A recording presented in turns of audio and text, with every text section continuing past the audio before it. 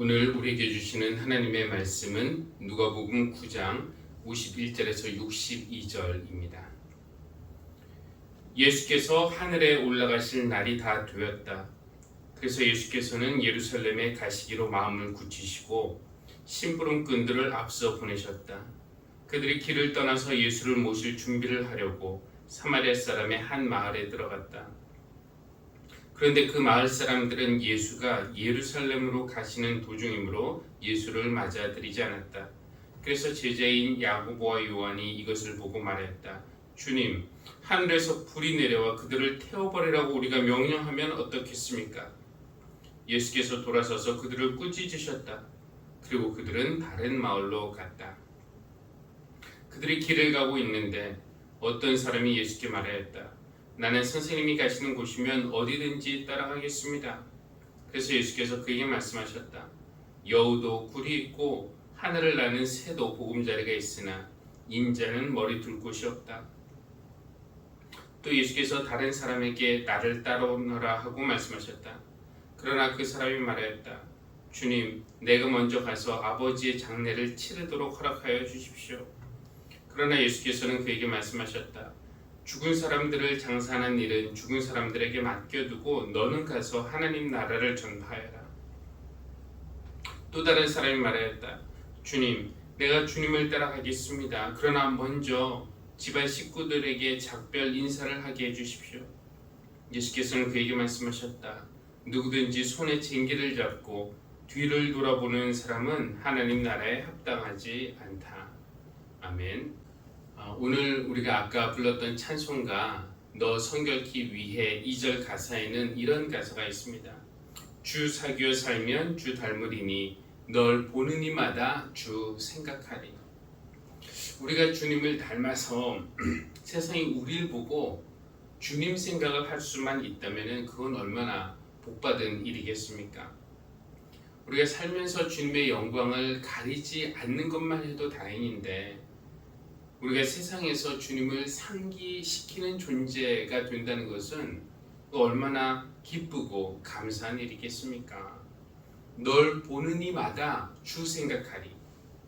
세상이 우리 교회를 볼 때 예수님을 생각하게 하는 교회, 그들이 믿는 예수를 나도 믿고 싶다라는 마음이 들게 하는 그런 교회가 될 수 있다면 우리는 더함 없는 만족과 또 기쁨을 누리게 될 것입니다.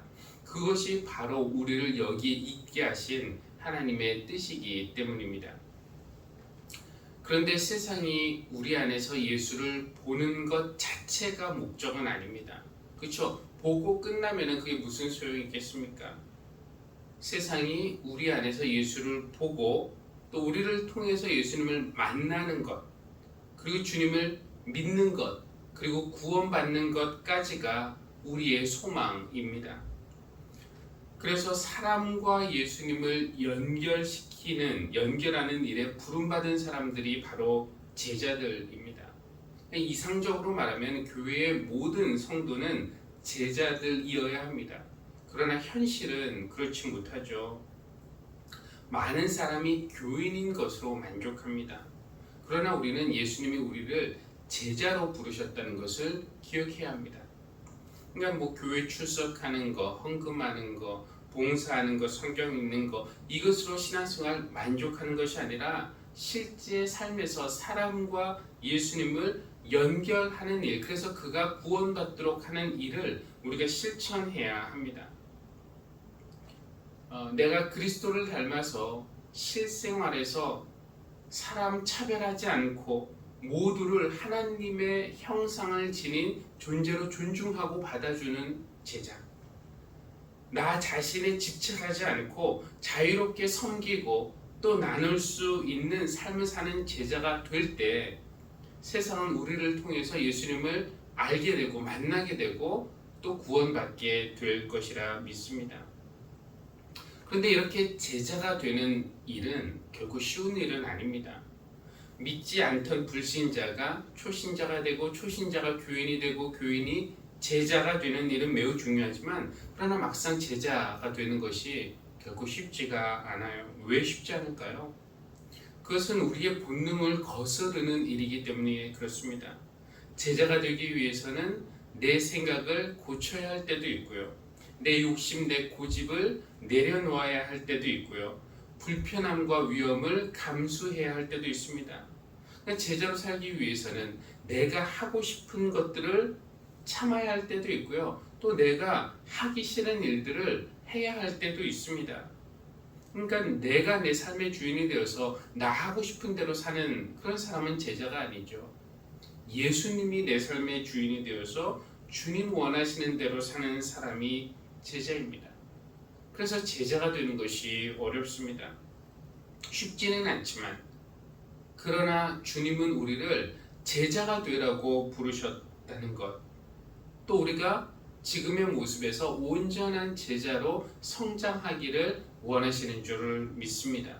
왜냐하면 하나님은 이 땅에서 하나님의 뜻을 이루어 가시는데, 하나님이 사용하시는 가장 강력한 도구가 있다면 그것은 바로 제자이기 때문에 그렇습니다. 그 제자들의 모임인 교회. 오늘 우리에게 주시는 본문은 제자가 되는 것의 어려움에 관련된 말씀인데요.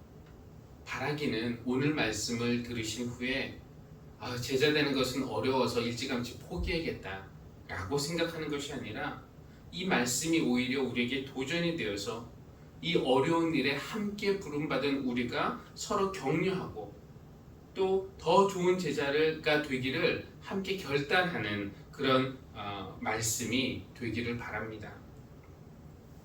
오늘 말씀의 첫 부분은 사마리아 사람들이 예수님을 환영하지 않은 내용입니다.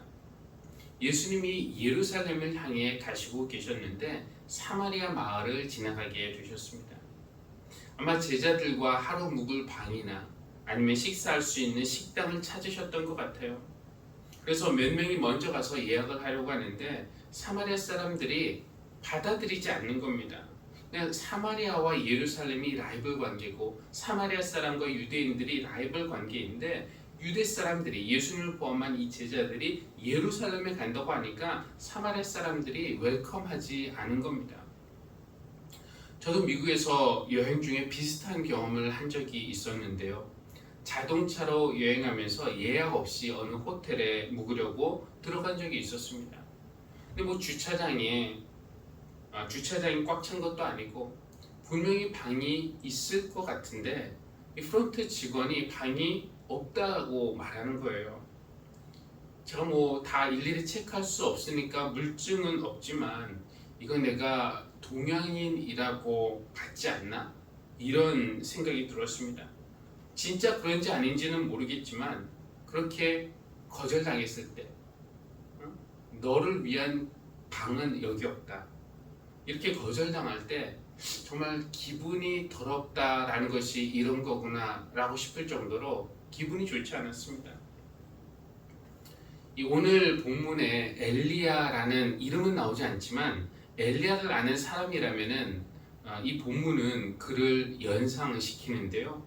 구약의 대표적인 예언자 엘리야가 활동했던 때에 사마리아 성에 아하시아라는 왕이 살고 있었습니다. 열왕기 하 1장에 나오는 이야기인데요. 왕이 사마리아 궁전에 있다가 다락에서 떨어져 크게 다친 일이 있었는데, 그때 아하시아 왕은 사절단을 바알세붑이라는 우상에게 보내서 자기의 병이 날지 안 날지를 물어보게 했습니다. 그런데 엘리야가 길에서 그 사절단을 만나서 호통을 쳐요. 아니, 이스라엘에 하나님이 계신데 어쩌자고 우상에게 물으러 가느냐. 그렇기 때문에 왕은 병상에서 일어나지 못하고 죽고 말 것이다. 그 말을 전해 들은 아하시아 왕이 화가 나죠. 그래서 50부장을 시켜서 엘리야를 잡아오도록 명했습니다. 50부장, 부하 50명, 10명을 데리고 엘리야가 머물고 있는 곳에 이르러서 소리를 쳤어요. 엘리야는 들으시오, 어명이요, 당장 내려오시오. 그러나 엘리야는 전혀 겁먹지 않았습니다. 대신 이렇게 대답해요.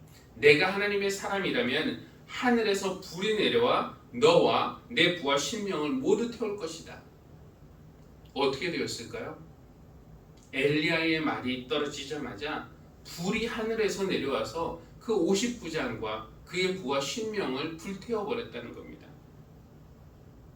기분이 더 나빠진 아하시아 왕은 또 다른 50부장에게 같은 명령을 내려서 보냈지만 결과는 마찬가지였어요.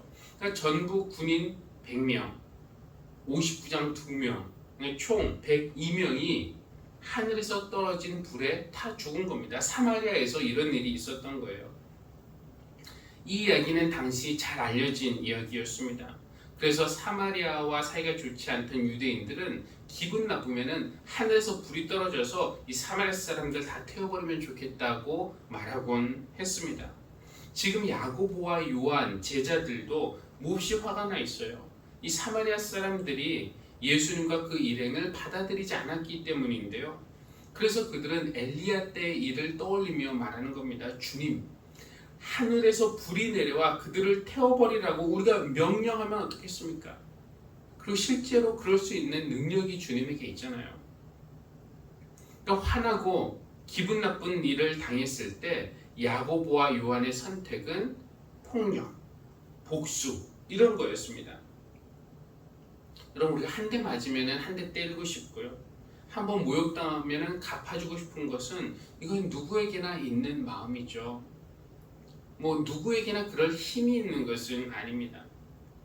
너무 화가 나서 복수하고 싶은데 그럴 힘이 없을 때 우리는 또 복수의 대상을 바꿔서 나보다 약한 사람을 괴롭히기도 합니다. 예전에 어떤 사람이 이 보복과 복수와 화풀이의 차이점에 대해서 하는 말을 들었는데요. 글쎄 이게 사전적으로 맞는 것인지는 잘 모르겠지만 이렇게 설명을 하더라고요. 보복은 한 대 맞으면 그 자리에서 그 사람을 한 대 혹은 그 이상 때리는 겁니다. 자기에게 그럴 만한 힘이 있을 때는 보복을 할 수 있어요. 근데 복수는 조금 다릅니다. 한 대 맞으면 화가 나죠. 그러나 그 자리에서는 그 사람을 이길 힘이 없습니다. 밖에 갔더니 주차장에 그 사람 차가 세워져 있어요. 그래서 아무도 안 볼 때 쓱 긁고 가는 겁니다. 이것이 복수라는 거예요. 아니면은 나중에 힘을 더 키워서 복수를 하러 오거나 이렇게 되는 거죠. 또 다른 하나가 화풀이인데요. 이것이 제일 큰 문제가 될 수 있습니다. 왜냐하면 보복과 복수는 직접적이든지 간접적이든지 가해자에게 하는 것이라면은 화풀이는 제3자, 나보다 약한 사람에게 하는 것이 됩니다. 예를 들어서 아버지가 직장에서 욕먹고 집에 와서 아내에게 화를 내요. 그럼 아내는 당연히 기분이 나쁘죠. 그러나 남편에게 대들기는 좀 무섭습니다. 마침 아들이 TV를 보고 있으면 어떻게 합니까? 짜증 섞인 목소리로 야, 너 성적 그따위로 받아놓고서 지금 TV를 보는 게 말이 되니? 당장 끄고 들어와서 공부 못해? 근데 아들은 또 엄마에게 화가 나지만 대들지는 못하겠고 이 분을 사귈 수 없으니까 어떻게 합니까? 방에 들어갔더니 마침 동생이 음악을 듣고 있어요. 그러니까 한 대 딱 때리면서 야, 형 공부해야 되니까 음악 꺼, 나가.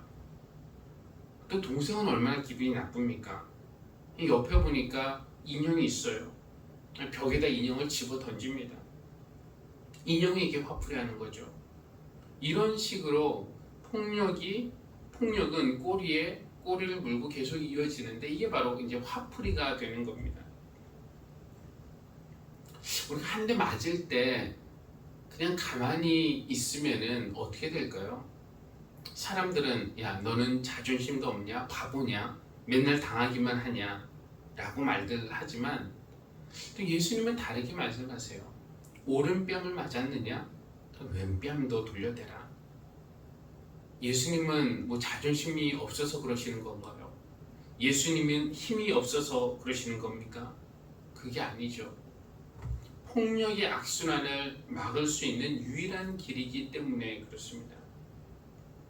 우리가 유대인이라면 눈에는 눈, 이에는 이, 보복해도 괜찮습니다. 율법이 그것을 허용하기 때문이에요. 우리가 대한민국 국민이라면 법이 허용하는 범위 안에서 가해자 처벌할 수 있습니다. 그러나 우리가 예수님의 제자라면 말은 좀 달라지는데요. 무시당하거나 거절당할 때 화가 난다고 해서 힘이 있다고 해서 보복하거나 복수하거나 화풀이 해서는 안 됩니다. 상대방을 때릴 힘이 있다고 해서 그 힘을 함부로 사용하는 것을 주님은 제자들에게는 허락하지 않으셨어요. 그래서 주님, 하늘에서 불이 떨어지라고 명령할까요? 라는 제자들에게 오케이, 진행시켜, 이렇게 하지 않으시고 오히려 그들을 꾸짖으셨죠. 만약에 엘리야였다면 다르게 말했을 겁니다. 제자들에게 그러라고 했겠죠. 그러나 예수님은 엘리야는 아니에요. 예수님은 당한 만큼 똑같이 복수하시는 분이 아니십니다. 폭력은 폭력을 낳고, 그렇죠? 복수는 복수를 낳을 것이라는 것을 잘 아셨기 때문입니다. 예수님은 그런 분이신데 제자들도 그래야 한다고 가르치세요. 우리는 과연 제자가 될 수 있을까요? 오늘 우리가 읽은 두 번째 부분에도 예수님을 따르는 제자가 되는 것이 얼마나 어려운지를 말하고 있어요. 다음에 세 사람은 제자가 될 수 없습니다. 첫 번째 사람은 이렇게 말해요. 나는 선생님이 가시는 곳이라면 어디든 따라가겠습니다. 대단히 훌륭한 제자 후보생 같지만 사실은 아니에요. 이 사람은 감정에 취해서 자기도 모르는 맹세를 하고 있는 겁니다. 예수님 가시면 어디든지 따라가겠다고 말하지만 예수님이 지금 예루살렘을 향해서, 즉 십자가를 향해서 가신다는 것을 깨닫지 못하고 있어요. 예수님 따라가면은, 예수님 믿으면은 무조건 좋은 줄 아는 사람, 예수님 믿으면은 자녀들 잘 되고 사회에서 성공하고 건강과 물질의 복을 받을 줄 아는 사람은 큰 소리로 말합니다. 주님 가시는 곳이면 내가 어디든 따라가겠습니다. 그런데 그 가는 길에 십자가를 져야 한다는 것, 모욕과 배척과 거절에 아픔과 고통이 뒤따른다는 것을 모릅니다. 그들에게 주님은 이렇게 말씀하세요. 여우도 굴이 있고 하늘을 나는 새도 보금자리가 있으나 인자는 머리 둘 곳도 없다. 흥분해서 결단했다가 몇 걸음 따라가 보니까 이거 내가 생각하던 게 아닌데 싶으면 돌아설 사람, 이런 사람은 제자로서 적합하지 않다는 겁니다. 두 번째 사람은 주님, 내가 먼저 가서 아버지의 장례를 치르도록 허락하여 주십시오 라고 말합니다. 이 말은 여러 가지로 해석이 가능한데요. 첫 번째, 장례를 치르는 것은 그렇죠, 사회적인 책임, 사회적으로 중요한 임무인데 하나님의 일을 하기 전에 내게 주어진 사회적인 임무를 먼저 하겠다라는 그런 태도일 수도 있고요. 두 번째로 내 마음이 가족과 또 하나님 사이에서 분산되어 있다라는 의미일 수도 있고요. 세 번째로 아버지가 돌아가셔야 유산을 받을 수 있으니까 유산을 받을 때까지 기다렸다가 그 다음에 예수님을 따라가겠다라고 미루는 것이 될 수도 있습니다. 이 말이 어떤 의미이든지 예수님은 그걸 허락하지 않으세요. 제자가 되려면은 사회적인 책임, 돈, 심지어 가족보다 하나님이 먼저 이어야 합니다. 예전에 어떤 분이 이렇게 말씀을 하시더라고요. 예수님 좋고 예수님 말씀도 좋고 믿고 싶은 그런 마음도 드는데 한 가지 걸리는 게 있다고. 그러니까 가족보다도 예수가 먼저, 이 말이 마음에 걸린다라는 것입니다. 사실 마음에 걸릴 만하죠.